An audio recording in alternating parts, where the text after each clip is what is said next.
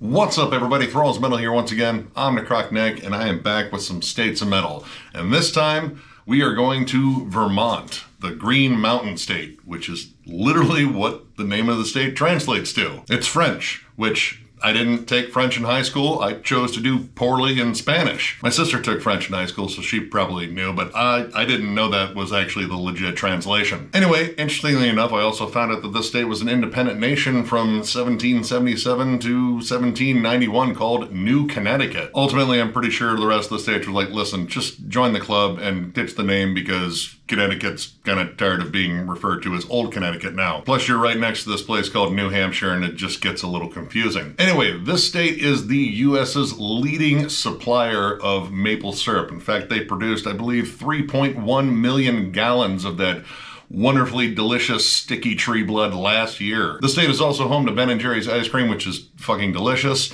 It is also the place where the socket wrench was invented, which is pretty cool. And it's also home to the first U.S. patent, which I thought was cool. I totally forget what it was for, but they were first. Another interesting thing I found out about the state is that it has no skyscrapers, which is kind of cool. I guess there was like kind of a thing in terms of like they don't want to obstruct the natural beauty. And that goes a bit further because there's also no billboards in Vermont, which I think is pretty awesome. Because I live out in, the Midwest in Ohio and, all that shit. So, every couple of miles, there's a fucking billboard telling me I'm going to hell. And then the next one over is like, hey, go to Cracker Barrel or some horse shit. Not that there's a lot of natural beauty to obscure out here, but I'm just kind of tired of billboards. Another interesting thing is this state has its own cryptid. Well, technically, it kind of shares it with New York. Champ, the Lake Champlain monster. It's kind of our Nessie, I guess. I don't necessarily believe it's real. I think it's, often just like pictures of like wood floating out in the water. Like, oh my God, it's a fucking sea monster. It's like, no, you're just an idiot. But in terms of like the lore and such, it's kind of fun. Like they even named a baseball team after it there. So, I mean, that's kind of cool. I'm also glad New York didn't get a chance to claim it because I don't know if they got any cryptids, but in terms of an animal that represents New York, I think that giant rat dragging a pizza slice in the subway is probably the most, appropriate animal to represent New York, or at least New York City. And of course, because it's a state in the U.S., and I'm always curious when I look this shit up, they have some weird laws. And some of these are just like absolutely nonsensical, like starting off with it is illegal to whistle underwater.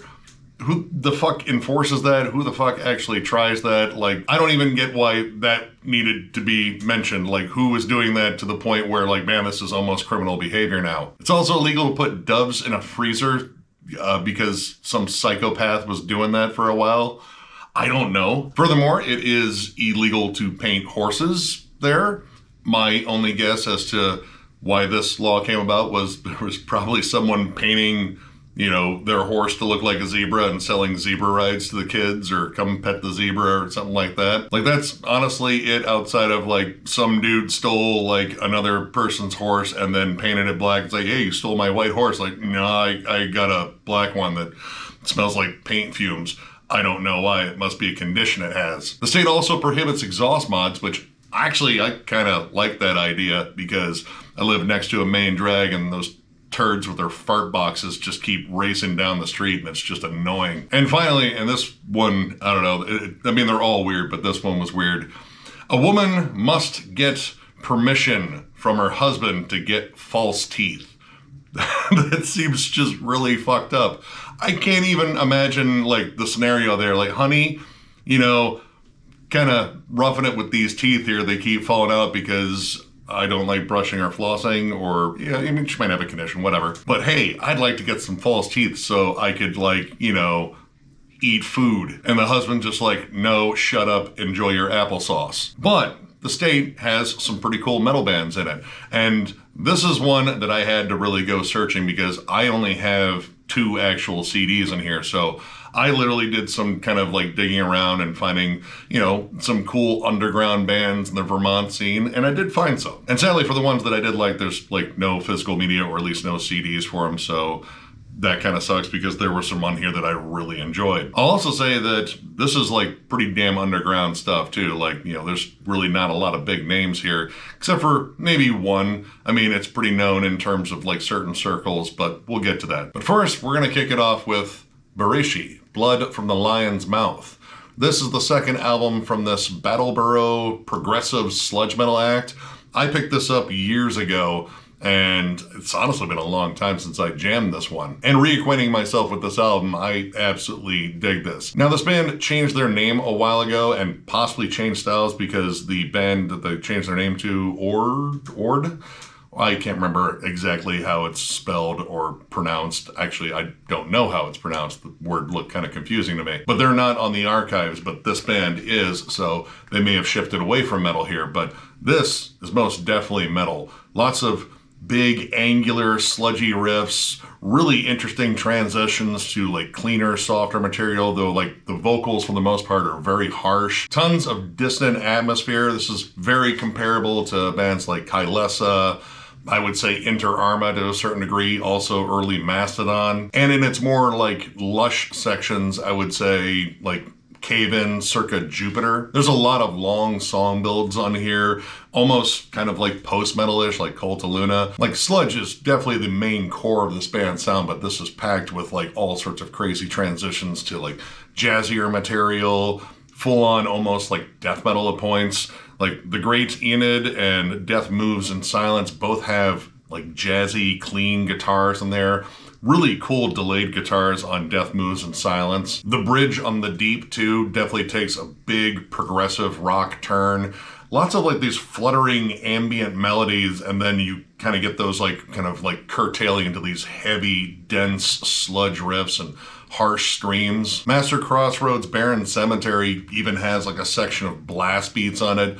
The riffs are definitely way more aggressive, just fierce sounding. Bonesetter has like hefty syncopated riffs. And in terms of atmosphere, they do a lot of like interesting stuff. Like of course, like the big dissonant lush guitars, which like this doesn't have like the overdriven, like fiercely sludgy sound of like, bands like I Hate God and shit like that. Like it's heavy, but it's not as like dense and muddy sounding. And it kind of works with the flow of the album because while it's, again, very heavy, those transitions into cleaner material don't feel so jarring. But Bonesetter does add like an excerpt of a speech, or it might have been spoken word, and it kind of makes the whole thing sound a little bit more ominous. Now, I have not heard this band's first album, nor have I heard the band that this band has become, but I do really enjoy this. I do think it could use like some more like outright heavy sections, because I feel like the heavy sections, they wouldn't draw out as much as the clean sections, though I do like what they do in the clean sections. But some additional heft on this I thought would have been pretty damn cool. Maybe that's on the first album. I don't know. I haven't listened to that. But yeah, if you're a big fan of like any of the bands I listed there, again, especially like Inter Arma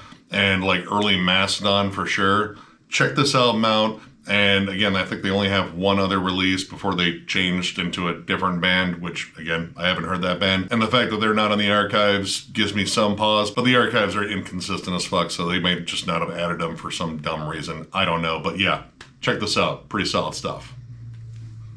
Drowningman, Busy Signal at the Suicide Hotline. This is the debut album from this Burlington hardcore, metalcore, mathcore band. I have never actually had the legit CD case for this. I got this in a bundle of CDs. Back when I worked in a pizza shop, I was in a plaza, and the space next door was occupied by a tattoo shop, which we were all buddies with. And apparently this guy paid for a tattoo or a touch-up or whatever with a book of CDs. But the guys hit me up because they knew I was always like jamming metal in my car, and they said, hey, do you want some of these CDs? Or actually, you can just fucking have this fucking book if you want, because we went through it and we couldn't find anything we knew. And honestly, it was loaded with a lot of cool stuff. In fact, that was my first exposure to Cave In, because they had a whole bunch of Cave In CDs in there, and they had every album by this band. And I was intrigued by not only the name of the band, but when I saw their album titles and song titles, like, oh, this is going to be fun. Now, this band has an interesting history, and I'm going to get into that a little bit, but, the band's sound overall, and at least pretty consistently throughout their discography, is, very much in the vein of bands like Botch, early Norma Jean, Dillinger Escape Plan, Every Time I Die, Coalesce, bands like that, lots of jarring, spazzy riffs, squawky, lots of crazy vocals, and, well, at least with this band, a really interesting, I don't know, attitude and like subject matter, because there's definitely a lot of like dark humor on here. I mean, the album title more than alludes to that. They even had like an EP called How They Light Cigarettes in Prison. Rock and Roll Killing Machine was one of their albums too. But musically, this band was just insane. Lots of crazy drum patterns on here, which is absolutely necessary for the style, and just really interesting riff structure and transitions. I mean, I could pretty much just say this was a hide your head release right here, and you can pretty much go, oh yeah, I kind of already know what it sounds like. Weird, a little bit more experimental at times, but occasionally melodic. Sadder Than Saturday and Supermarket Riot both have like some really solid, straightforward melodies. But again, the transitions can be sharp and jarring and go into just like absolutely vicious breakdowns like Sadder Than Saturday. Most of the song definitely has a more melodic tinge to it, but when that breakdown hits, it's like one of the heaviest moments on this entire album. The title track on here has like honestly some elements of funk, like some really solid bass playing.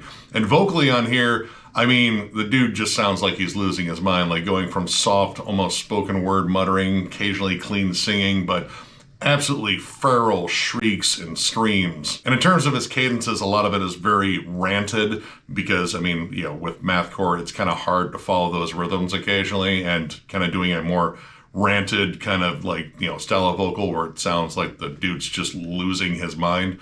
That often works. I really love the drum work on here, like a very jazzy style, like again, think Dillinger Escape Plan. The opening track, Condemning the Use of Inhalants, has some really insane off-time drum patterns. All of this I thought was really fun, and honestly, this is probably my favorite release from this band. And that kind of goes into their history. This band had a fair amount of turnover in their short existence, which they've had some breakups, some reformations, and I think they are officially broken up now. But the tumultuous nature of this band, I believe, kind of started not too long after this, because after this, they moved over to Revelation Records, and they didn't necessarily like their deal with them. They did put out multiple releases through them, like their follow-up, Rock and Roll Killing Machine, and I think their EP Still Loves You, and possibly How They Light Cigarettes in Prison. But they wanted out of their record contract, and Revelation was not willing to budge. But they also weren't really promoting them very well. Like, I believe the label turned down their chance to open for Papa Roach, which I know saying that sounds terrible, but at the time Papa Roach was up and coming, and this was a chance for exposure for the band. So this band hatched a plan to get out of their label, which I thought was absolutely brilliant. They decided to make the worst album they possibly could and titled it Best Record Ever. They got Kurt Ballou to help them in the studio, and Stephen Brodsky as well to contribute, and they just made the worst sounding album they possibly could. Now, this album remains unreleased to this day, and I'm almost kind of curious as to how bad it sounded. But they approached the label with this new album and say, hey, this is our new album, and either release it or release us. And I guess it was so shitty that they got released, and then the band ended up breaking up anyway. But yeah, if you're a big fan of like the whole mathcore movement, this band I would say is kind of essential, even though their history was very short. I mean, outside of Dillinger Escape Plan, like, in terms of like the mathcore bands, not a lot of them lasted very long, but I do think they made like a pretty big impact on music, because I feel like a lot of their elements are still carried over in like, metalcore bands today in terms of like more like off-tempo crazy breakdowns and shit. But yeah, if you're a big fan of bands like Botch, again, early Norma Jean, Coalesce, Dillinger Escape Plan, stuff like that, check this album out. Check out their other albums as well too, because honestly, the other ones I thought were really good. It's just, this is my personal favorite. And I mean, when it comes down to like fans of this band, this is the one most people talk about. But yeah, check them out. It's a spazzy good time. All right, and we are already down to the part where I don't have physical media for any of the bands I'm about to talk about, but I definitely want to talk about them because the bands I found I thought were pretty damn awesome. And honestly, I kind of forget how I stumbled across this band that I'm going to go over. It might have been an article about Vermont's music scene or metal scene, but the band is Wolfhand, and the album is The Devil Arrives. Now, this is the lone full-length from this Burlington post-metal, post-rock / doom metal band, entirely instrumental. And the thing that intrigued me most of all, because they do have other releases, granted they are EPs or singles, is that all of their releases are themed after styles of movies. They have some that are noirish, they have some that definitely have like more like of a mafia sort of vibe. I don't know if they've done horror, but the one that I picked, their lone full length, is themed after Westerns. Namely, spaghetti Westerns, which I absolutely love spaghetti Westerns. And my God, does this band capture that vibe. The sound is lush, but it's appropriately rustic.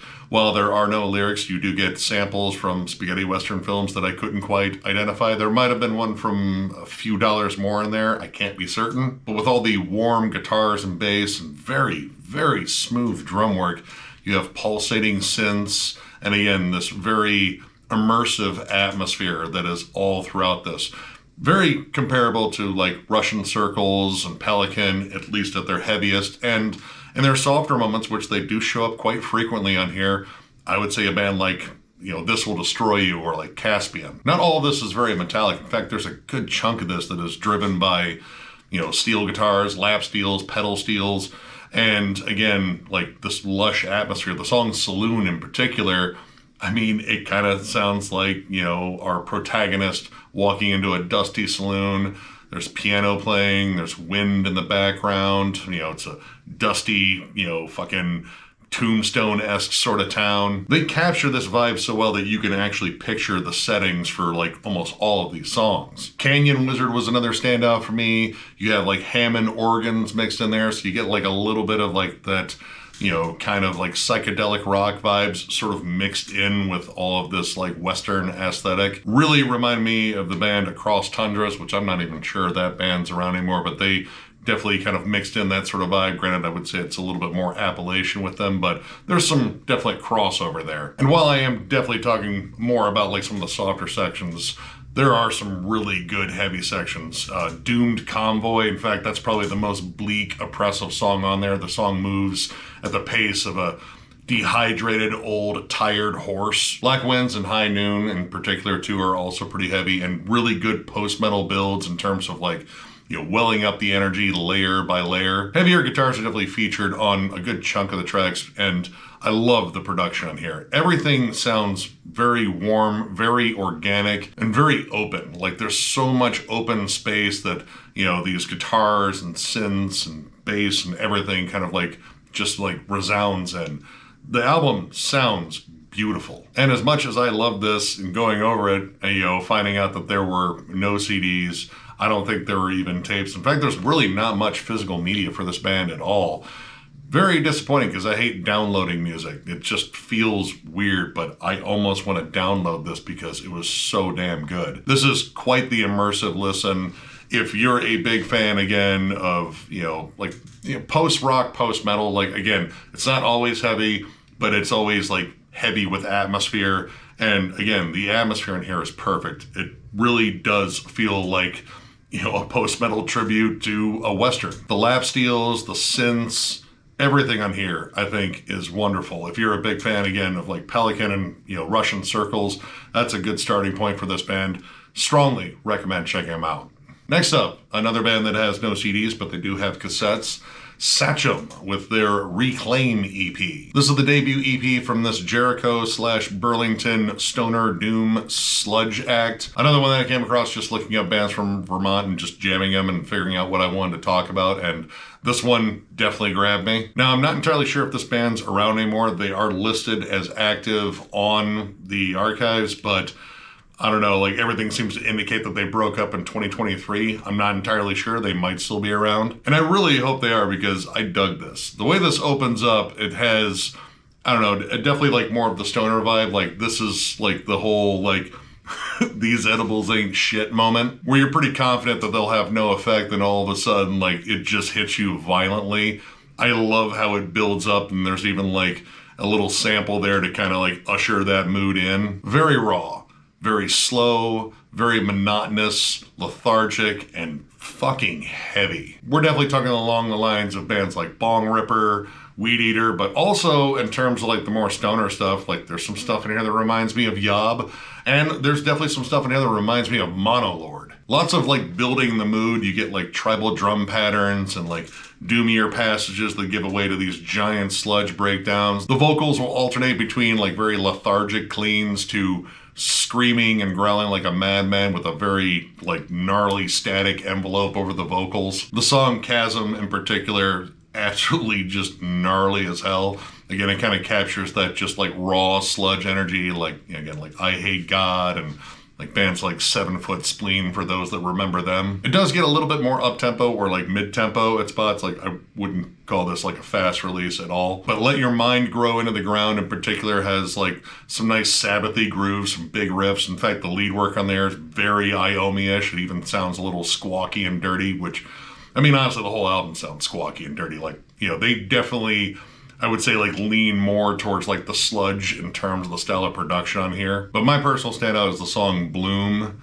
That one, that's just a nice, nasty build of a song. Starts off with like a drum and bass sort of build. You get like this very ominous spoken word, and then it's just heavy, like immense droning riffs. The guitar tone is thicker than a snicker. And while it has that stoner metal warmth to it, it's very caustic and harsh. Dig the hell out of it. This whole EP was absolutely killer. And again, I hope this band is still around. I do believe they have other releases. I think they're all short. I don't know if this band ever had a full length, but there are cassettes available for at least some of their stuff. Again, I'm not a cassette collector, but if you're a big fan of, I mean, again, like all the bands I listed, it's kind of a hodgepodge because you got certain songs that sound way more like stoner doomish, and then kind of over the entire thing, like there's still a kind of a sludge sort of filter, but there are points where it just definitely gets very raw and sludgy. Like, again, think Weed Eater and Bong Ripper and shit like that. But yeah, check this EP out. It's pretty nasty. All right, next up, and this is the newest band on the list because this album came out this year, or rather this EP, we have Split in Half with Free Roaming Flesh. This is the second EP from this Burlington-based death metal act. In fact, this just came out in January, which still doesn't feel like it's that far away. This actually shares some members with the last band I went over, provided it's still around. But this is decidedly different. This is just brutal as hell, modern death metal with like a bit of an old school brutal death metal touch to it.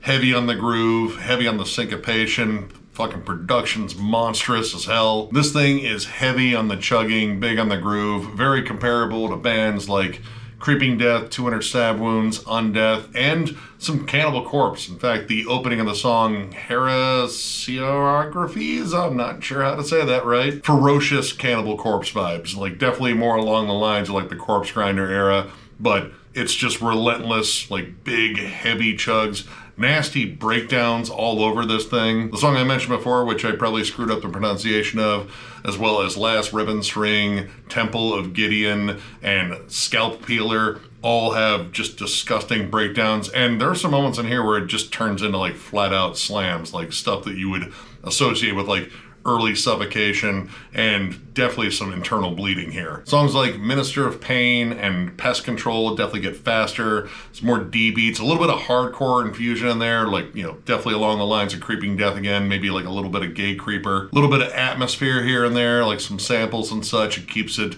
ominous and grimy, but this thing is just pure heft and kind of short. It's a little bit under 20 minutes, but I mean, it is an EP, but it is punishing through and through. There really isn't a track in here that I would skip at all. The production here I think is pretty good. It's a little bit more modern, so it's got a good crispness to it, but man, that guitar tone is absolutely lethal, and the vocals in here are absolutely sick as hell. Now, as it stands, there are no CDs for this. This is brand new though, so maybe they'll press some, hopefully. You know, maybe they'll see this and say, hey, he brought up our band and he seemed to like it. He deserves a CD.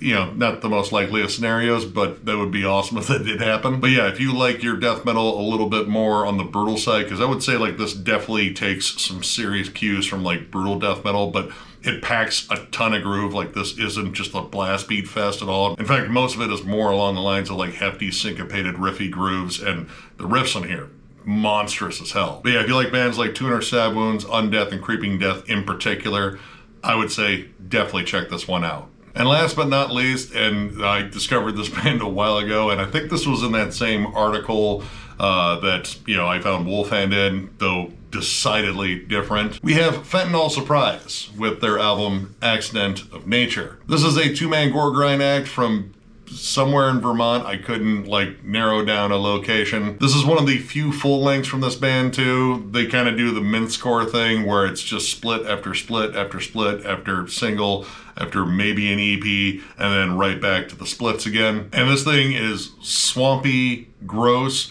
surprisingly pretty groovy. Like, yeah, there's tons of D beats and blast beats and deep swampy vocals. I'm not even entirely sure there are lyrics because I couldn't make out a single fucking word, but that's kind of gore grind in a nutshell. But the opening track, intro slash, I'm gonna have to read this one, prosopagnosia, maybe?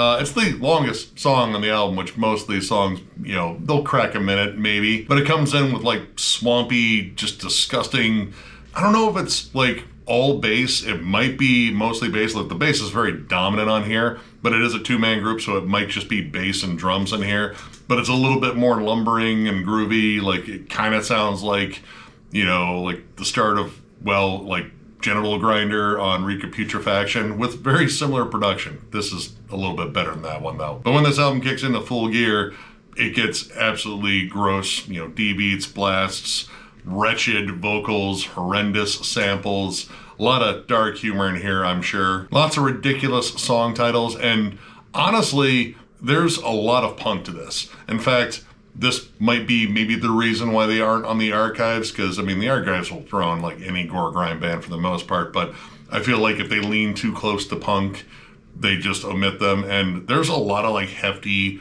down-picked, like just big punky sections on here, and they don't necessarily feel like super metal overall. For example, and I will have to read this one off my notes because it's once again ridiculous and I'm not entirely sure what it means.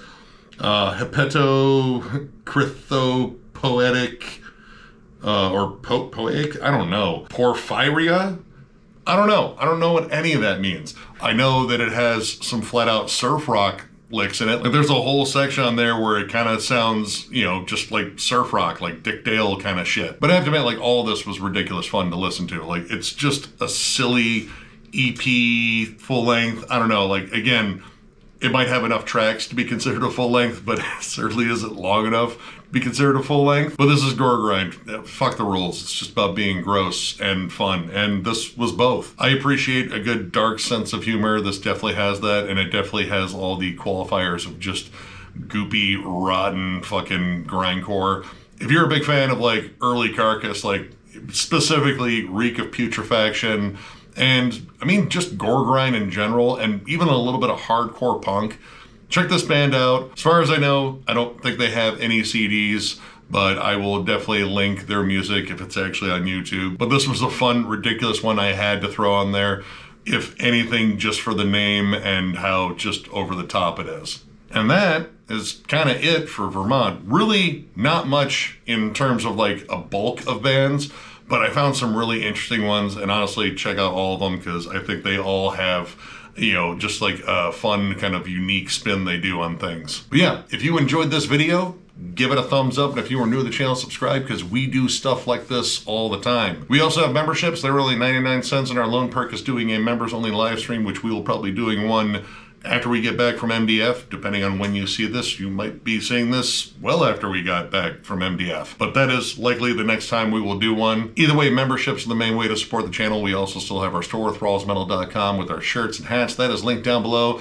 And of course, there is a join button down there for you to join and hang out and become one with the Thrallers. I think that's what we call you. I don't know. Like, it seems like that's what you call yourselves, and we're totally okay with that. But yeah, tons of content coming on the channel. I have 2 more of these ready to go, both from states that had smaller scenes that I actually had to go looking around and finding some stuff to kind of round it out. And honestly, I like doing those because it's just a chance for me to like kind of dig in and find out, you know, like some cool underground stuff that's going on in those states. But yeah, reviews, collection updates, rankings, the usual stuff, and some new segments coming up. Who knows, maybe our new segment has already debuted at this point. But yeah, we do it all for you. We appreciate the living shit out of you guys, you know, supporting us, liking the videos, commenting, all that stuff. Hell, like, you know, coming up and talking to us at shows and shit. You know, this whole ride has been absolutely amazing, and I am eternally thankful just for everything we've got so far. It has been an amazing run, and we are looking forward to just overloading you guys with more content in the future. So one more big thank you, because you guys are awesome, and we We'll catch you later.